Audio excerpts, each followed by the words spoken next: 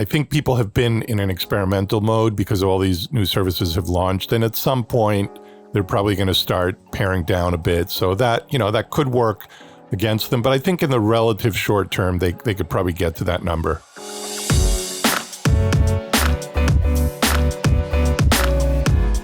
Hey gang, it's Monday, August 23rd. Paul and listeners, welcome to the Behind the Numbers Daily, an eMarketer podcast made possible by VTEX. I'm Marcus, and today I'm joined by our principal analyst who covers everything TV and video. It's Paul Werner. Great to be here. Hello there, sir. Today's fact: the loudest sound on record was a volcanic eruption in 1883. So Krakatoa volcano near Indonesia, which after having been dormant for 200 years, erupted in an ear-bursting blast that shot ash 20 miles into the air. It's terrifying.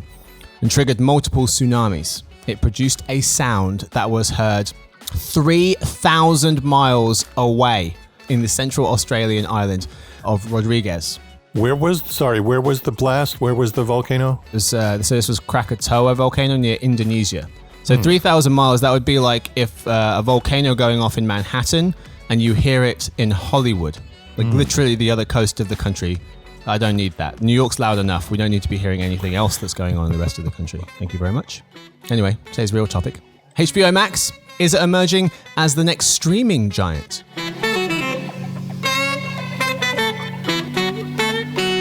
So, Paul, today we're talking about HBO Max, how they performed in Q2.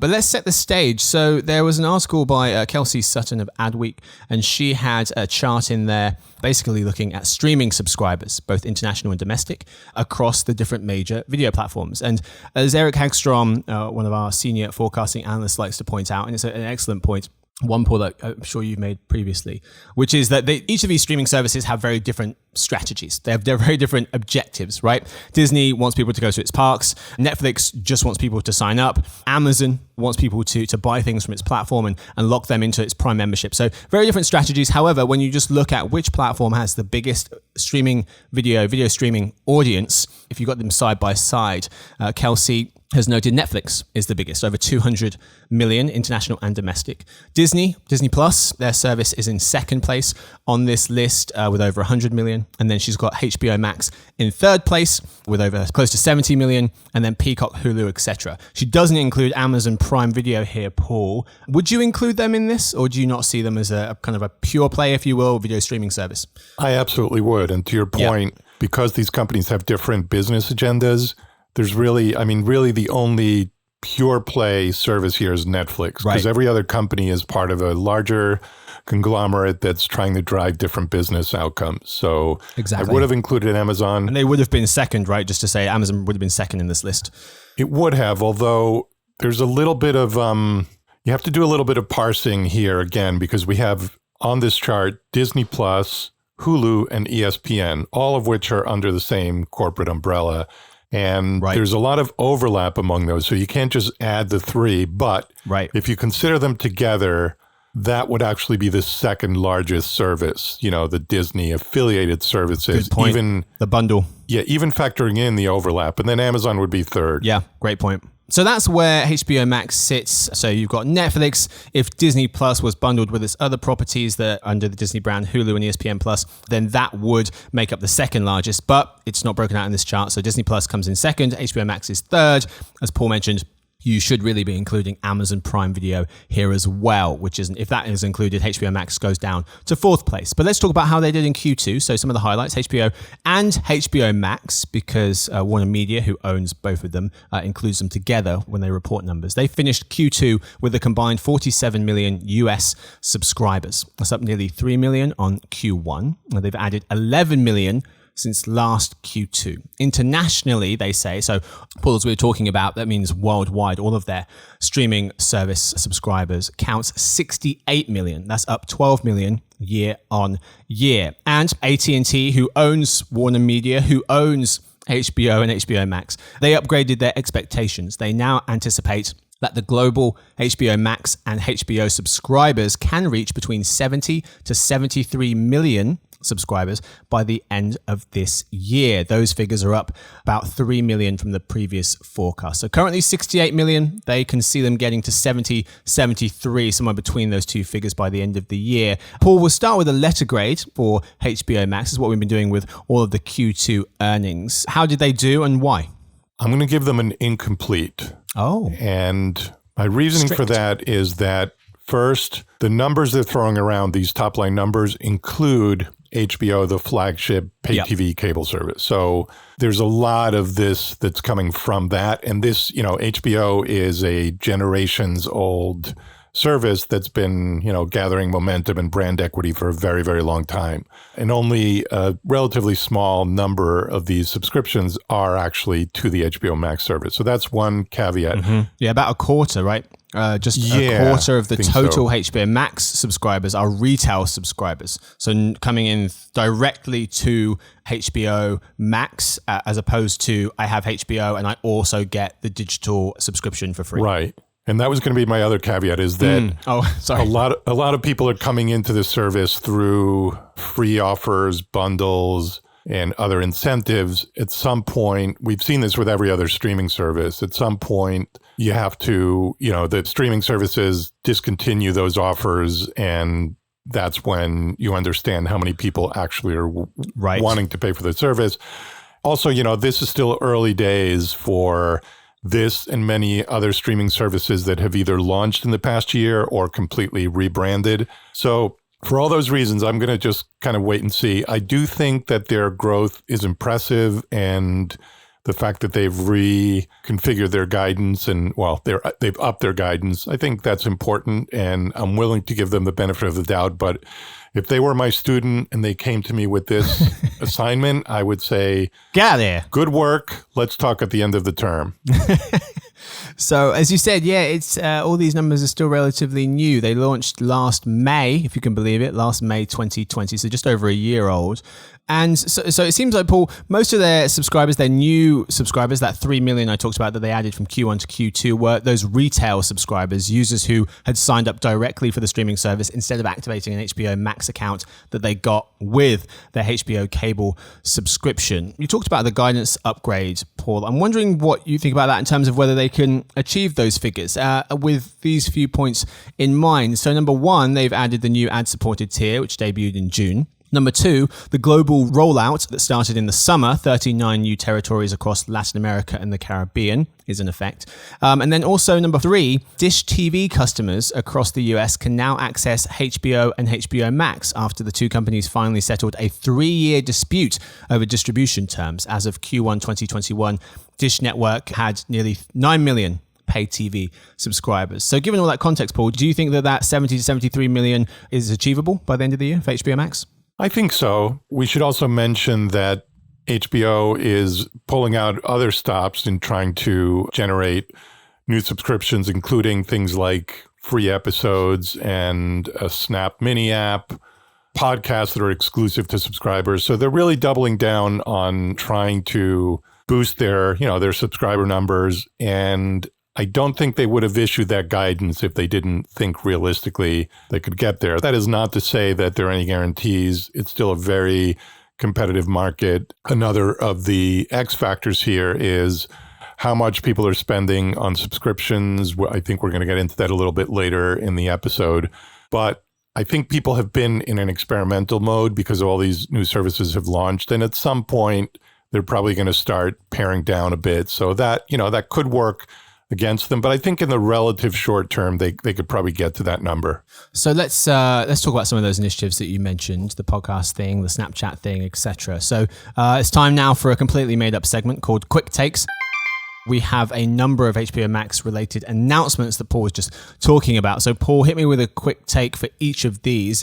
First of all, we'll start with the free episodes. So HBO Max looks to pull in new subscribers by offering some free episodes, notes Katie Keck of The Verge, in the HBO Max app. Non-subscribers, people who haven't subscribed yet, can access 13 pilots, including Game of Thrones and Harlequin, as well as others, without having to sign up. Normally, subscribers pay $10 a month for HBO Max's ad-supported tier or $15 a month for the ad-free version. Paul, does this move the needle?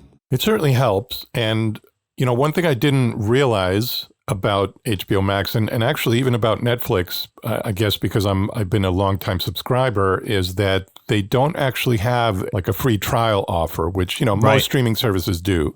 So considering that, I think having these free episodes is definitely a good idea.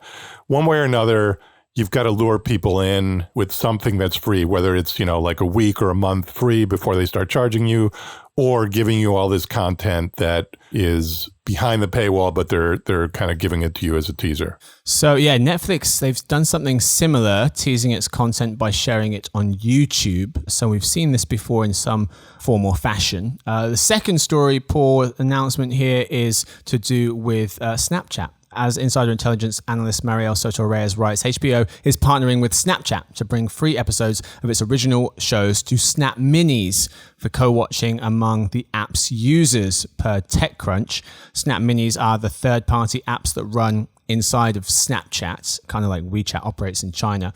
So Snapchat users can launch an HBO Max Mini experience and co-watch content with up to 63 friends. That's too many. Who the hell has 63 friends?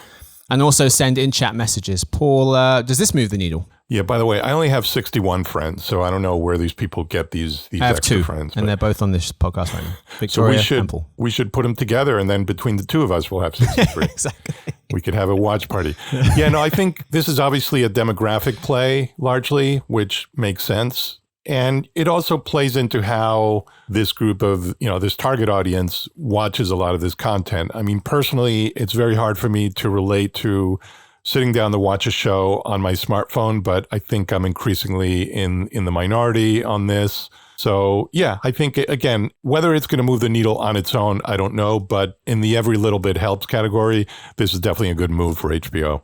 So another piece of news, Paul, HBO Max is getting its own exclusive podcasts, as you mentioned, starting with Batman, writes Ashley Carman of The Verge.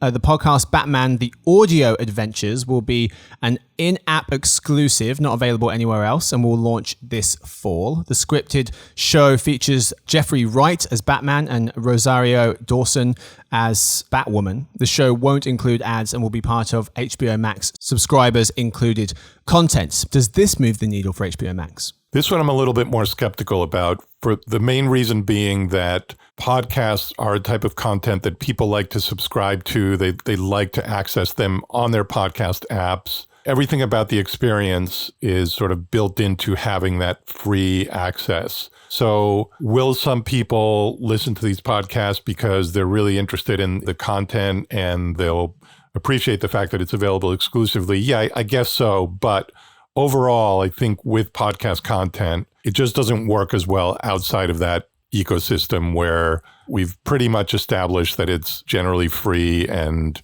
sponsor supported. Mm-hmm.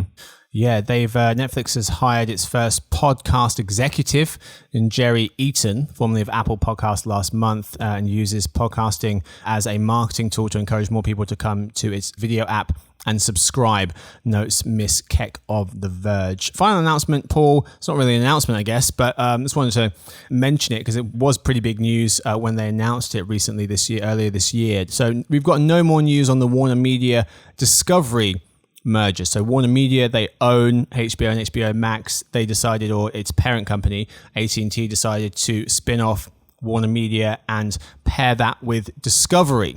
And so I guess, Paul, some of the thinking here was the potential CNN Plus, HBO Max, and Discovery Plus bundle of sorts to compete with the one we were talking about earlier, the Disney Plus, the ESPN Plus, and the Hulu bundle. What do you think about this?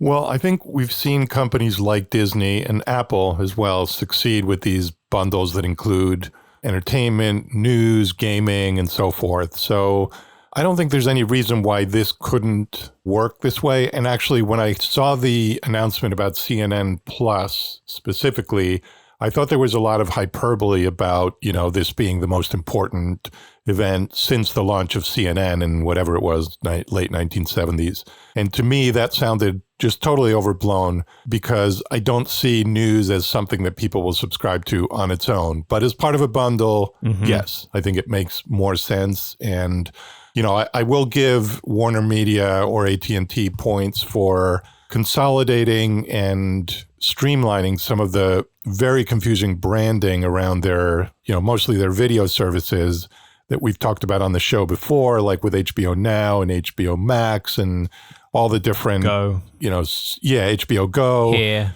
there. And none of us, none of us really were able to make sense of it. I think now there's a little bit more clarity.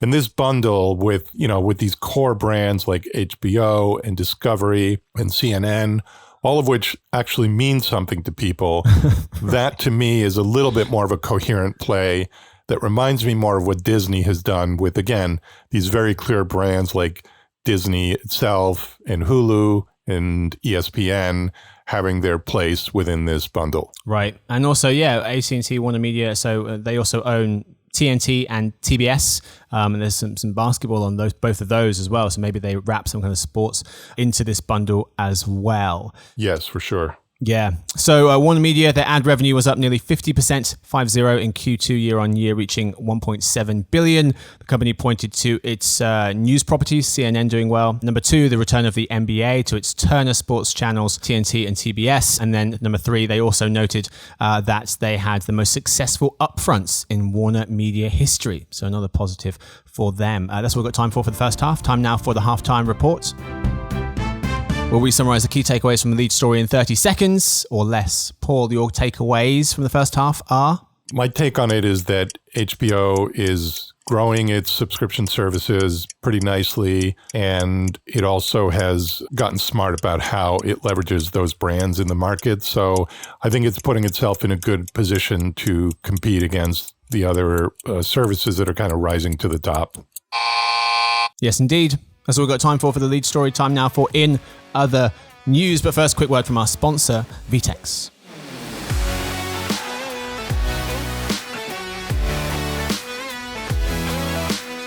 Everyone is talking about digital transformation, but what does it mean in real life? Digital Insider is a new podcast series about the digitization of retail, where business leaders, academics, and thinkers discuss how businesses are transforming and give their perspectives practical advice, thought process, and lessons learned. Go to digitalinsider.com to learn more, or listen to it on Spotify, Apple Podcasts, or wherever you get your podcasts. All right, folks, we are back today in other news. How real is subscription fatigue? What do we make of Disney's current release strategy experiment? And how open are Netflix subscribers to an ad-supported plan? Story 1. Digital Entertainment Group, DEG, calculates that US spending on subscription streaming rose 21% in the first half of 2021 to over $12 billion, writes managing editor of Next TV, Daniel Frankel. Paul, as Mr. Frankel points out, in the last 18 months, we've seen the launch of Apple TV+, Disney+, Quibi, Peacock, HBO Max, Discovery+, and Paramount+, all the pluses. How real or imagined, in your opinion, is subscription fatigue at this point? Well, these numbers, I was very surprised by them, pleasantly surprised, partly because, as we've said, before and earlier in this episode, a lot of the subscription services that have launched have offered device-based, incentives or other bundles or partnerships. So the fact that people are actually spending this much more money or that, that they spent this much more money in the first half, I think is a real indicator of success. Also, when you consider that last year at this time, people were basically huddled around their connected TVs, tuning into these services in early pandemic mode. So it wasn't like last year the spending dropped off a cliff. It actually was pretty healthy during the pandemic. So yeah, I think these are pretty impressive numbers. Yeah, surprisingly impressive growth coming off the back of the surge in video streaming services that we witnessed in last Q2. It's a really good point. And then also, less original content being pumped onto these platforms as well. So another reason to be impressed with these figures. Story 2, Disney's Jungle Cruise movie debuted in movie theaters and as a Disney Plus Premier Access film. That's where you pay $30 to stream the movie the day it hits theaters. It appears as though Disney Plus Premier Access accounted for 1/3 of the money it made for that film, notes The Hollywood Reporter. The rest from movie tickets. Black Widow made about 1/4 of its money from Premier Access.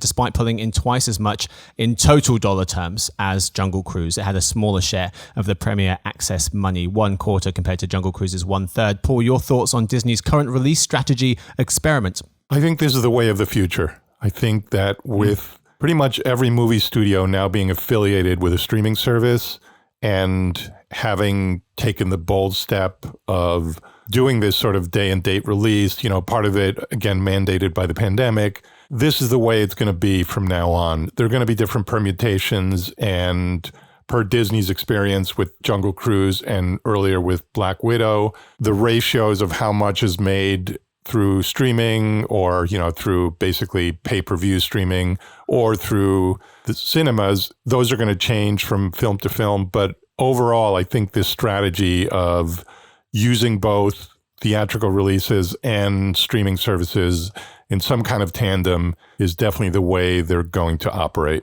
Whilst we're on the topic of movies, over 40% of young Gen Z people plan to go back to the movies following the easing of the pandemic. How can movie theaters convince them, though? While 3/4 of young people said free or discounted tickets and concession items would be a good start. That's because ticket price was the number one hurdle for Gen Zers, 72% said that, followed by the ability to stream the thing at home, 70%, and then expensive concessions, 68% said that was the reason that they weren't going to the movies. So, Paul, thoughts on this research? Well, this is going to sound a bit provocative, but I really don't think that movie theaters have much of a fighting chance to get back the business that they, at the level that they were used to. I really think there's going to be an attrition and consolidation in that industry. And these two data points that you cited are the reason. One is that ticket prices are too high, and it's not like theaters or studios are in a position to dramatically lower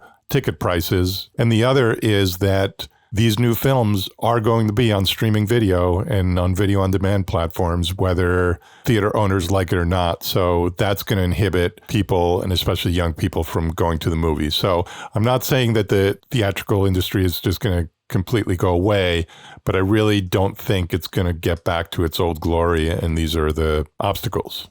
A variety of films was the biggest reason young folks would head to the cinema.